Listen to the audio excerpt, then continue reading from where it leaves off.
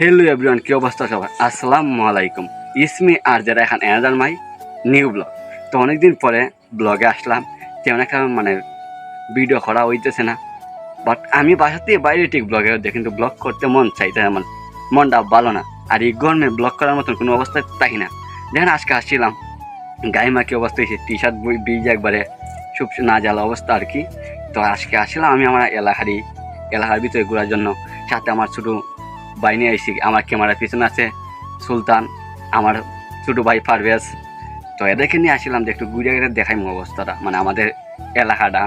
তো এখন আসছি আমরা খয় নদীর পাড়ে, যারা মানে ইন্ডিয়ান বাংলাদেশের মধ্যবর্তী স্থানে পড়ছে আর কি।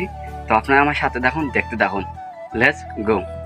হাই গাইজ, আমি আসছি এই যে আসামপাড়া চুনারুঘাট, আমার ফুপ্পির বাড়ি।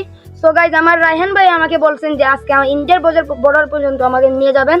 সো গাইজ, আমরা ইন্ডিয়া পর্যন্ত বর্ডার পর্যন্ত যাবে। আমার ছোট ভাই ফারবেজ, এই যে ফারবেজ দেখে দেখ, আয়, এই যে আমার ছোট ভাই ফারবেজ, ও যাবে। আমার রায়হান ভাই বলছেন যে আমাদের নাকি ইন্ডিয়া বর্ডার ক্রস করে দেখাবেন। আমি বিশ্বাস করতেছি না, সেই জন্য আমাদের আজকে নিয়ে আসছেন। So guys, let's go. তো এরাই আমার মানে মামার তো ভাই আর কি। তো এদেরকে দেখতে পারছেন, এরা আসছে, তো এদেরকে নিয়ে আসলাম এই আর কি। তো চলুন আমি আপনাকে বাকিটা দেখাই, ব্লগের আমার সাথে দেখুন। আমাদের বর্তমানে নদীর অবস্থা, তো নদীর অপোজিট পাশে সে ইন্ডিয়া আছে, এটা তো আমি অনেক ব্লগে বলছি অনেক আগেই। তো এখন আমি ইন্ডিয়ার ক্যাম্পটা আপনাদেরকে দেখাই, একটু জুম করে দেখাইতে চাই। তো আপনাদেরকে আমি দেখাই, ওই দেখেন অনেক মানে এটা অনেক সুন্দর, যেহেতু আমার ক্যামেরা মানে লেন্সে ধরতেছে না, সেই জন্য এডিসি ইন্ডিয়া, মানে ওই যে এডিসি ইন্ডিয়া আর কি। তো এডিসি ইন্ডিয়া মূলত, আর বাংলাদেশের ক্যাম্প হয়েছে ইন্ডিয়া। মানে আমি সামনে গেলে আপনাদেরকে বাংলাদেশের ক্যাম্পটা দেখাইতে পারবো। তো আপনারাকে আমি দেখানোর চেষ্টা করতেছি আর কি, যদি পারি। অনেক সুন্দর একটা জায়গা, সুন্দরও লাগে। তো দেখেন, তো এডিসি আমরা বাংলাদেশের ক্যাম্প আর কি। তো দেখেন আমি ক্যাম্পটা আপনাকে দেখাই, জানি না এখানে মানে বিজলি আছে কিনা, যদি দেখাতে হচ্ছে ক্যামেরা তারা নট অ্যালাউ দিয়ে দিব। তো এইটাই এই যখন তো আর কি। তো আর কি আর বলবো।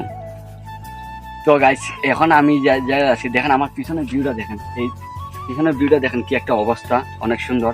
তো এইদিকে আমার নদী, তো দেখতে পাচ্ছেন নদী। আর এই নদীর অপোজিট পাশে হয়েছে মানে এই যে নদীর পরে যে মানে খোলা বাগানটা দেখতেছেন, বা এদিকে ইন্ডিয়া আর এদিকে বাংলাদেশ।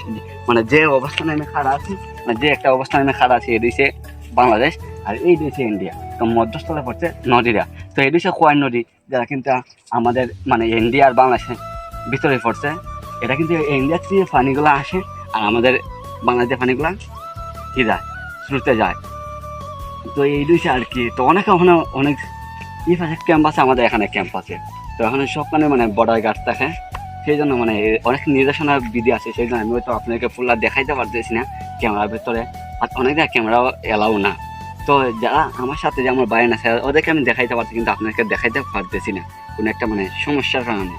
তো এই পর্যন্তই ছিল আর কি আজকে আমার ব্লগটা। তো যদি আমার ভিডিওগুলো ভালো লাগে তো অবশ্যই আমার পেজটাকে ফলো দিয়ে রাখবেন, আর যদি আমার চ্যানেল দিয়ে দেন অবশ্যই আমার চ্যানেল সাবস্ক্রাইব করে দেবেন। ভালো থাকবেন, সুস্থ থাকবেন, আল্লাহ হাফেজ।